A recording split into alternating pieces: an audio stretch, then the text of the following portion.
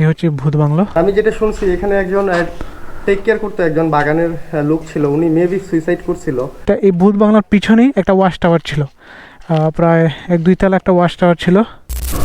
তো এখন বাজে হচ্ছে বিকেল 4টা। দীপ ভাই উৎসব কল দিছে আমাদেরকে, মনে হয় কোনো একটা জায়গায় যাবে।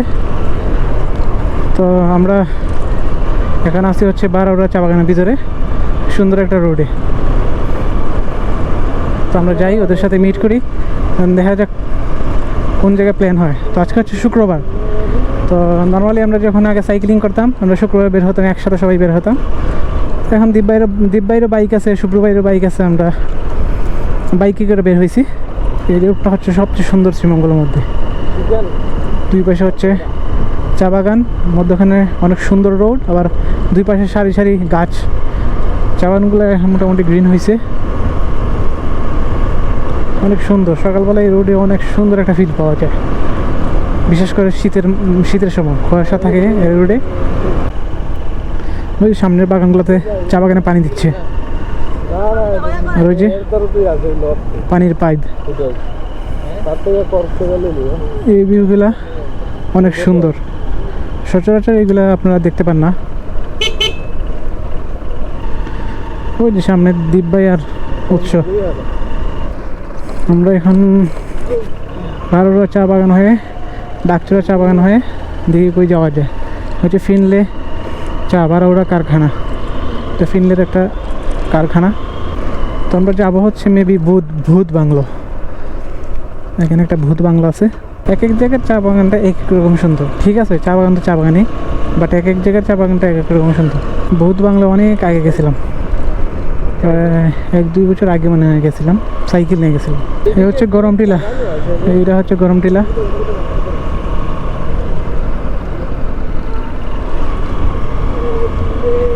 প্রত্যেকটা চা বাগানের রাস্তা সুন্দর, প্রত্যেকটা। ডাইনে ডাইনে ডানে মুর।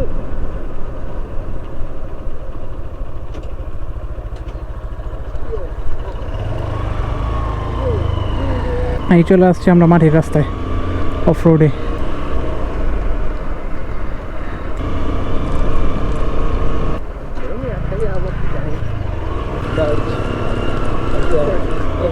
তো আমরা যে ভূত বাংলা এখানে চলে আসছি, ওই যে ভূত বাংলা, এই হচ্ছে ভূত বাংলার রাস্তা।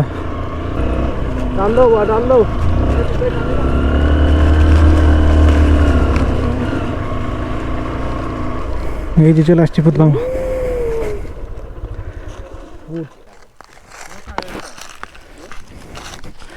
এটা নর্মালি আগে একটা বাংলো ছিল, তারপর হয়তো কোনো একটা কারণে এখানে আর, নর্মালি হচ্ছে একটা বাগানের ম্যানেজার বা এখানে কেউ থাকতো, তারপর হয়তো এখানে আর থাকা হয় নাই, সেজন্য এটা পুরাতন হয়ে গেছে, পরিত্যক্ত। আর এরপর থেকে এখানে ভূত বাংলো কেন বলা হয় এটা আমি শিওর বলতে পারবো না। ওই যে একটা কাঠবিড়ালি বাচ্চা, কাঠবিড়ালি বাচ্চা।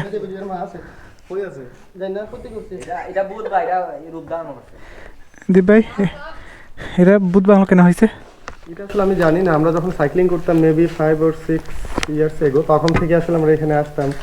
আর আমি যেটা শুনছি এখানে একজন টেক কেয়ার করতে একজন বাগানের লোক ছিল, উনি মেবি সুইসাইড করছিল।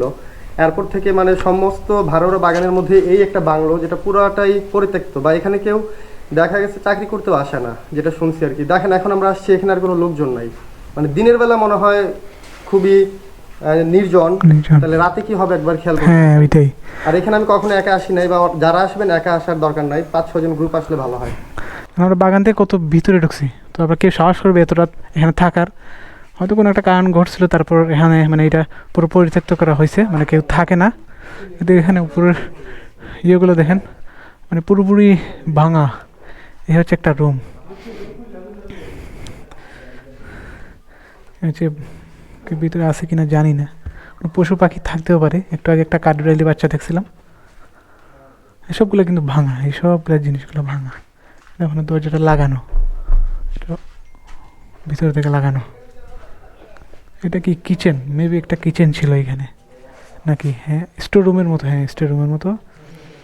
এটা পিছনের বারিন্দা, হচ্ছে পিছনের দরজা, হচ্ছে ভিতরের রুমগুলা। এই যে এখানে একটা রুম আছে, আর এই যে এখানে একটা রুম আছে, আর ওইটা মনে হয় বাথরুম। এমনিতে কিন্তু এখানে ভিউটা অনেক সুন্দর। এই হচ্ছে ভূত বাংলো।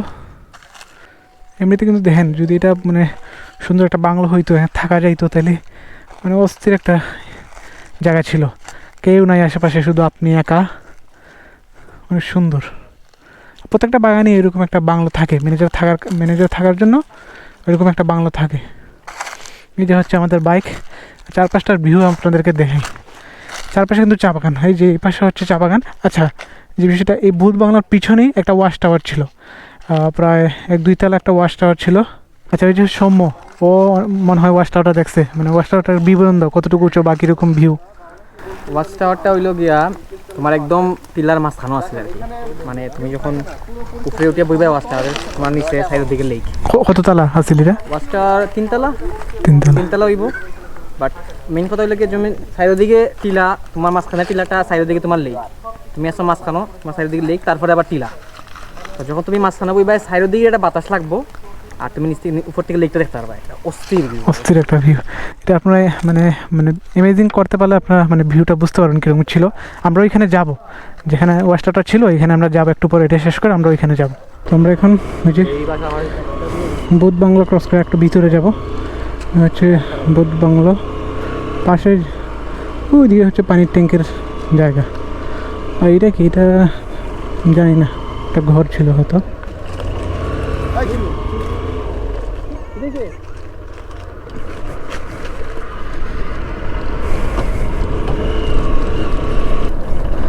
এই সামনে একটা টিলাতে ওয়াচ টাওয়ার ছিল।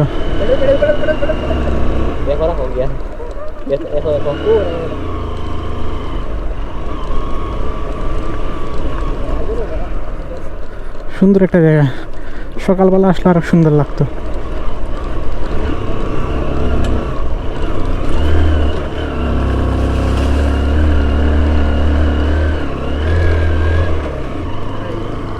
এই পাশে কত সুন্দর ভিউ।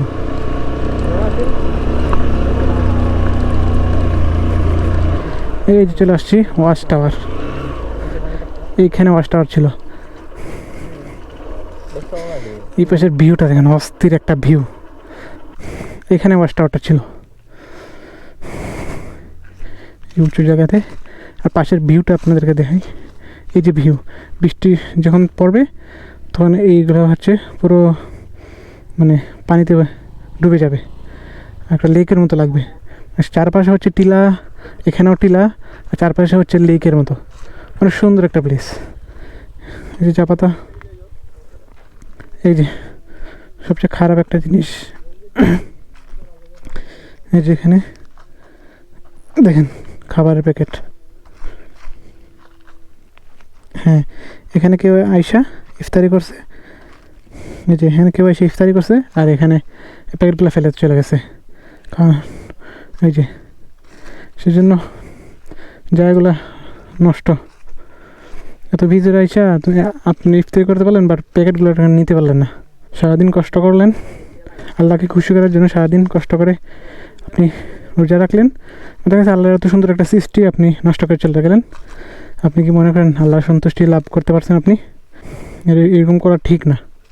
তো আমরা এখান থেকে চলে যাব। আমরা ওই দিকে আসছিলাম, ডান দিকে চলে যাবো। বাবা রে, মানে অফ রোডে বাইক চালানোর মজাটাই আলাদা। একসময় এখানে সাইকেল চালাইছি, কতবার যে এখানে সাইকেল নিয়ে আসছিলাম।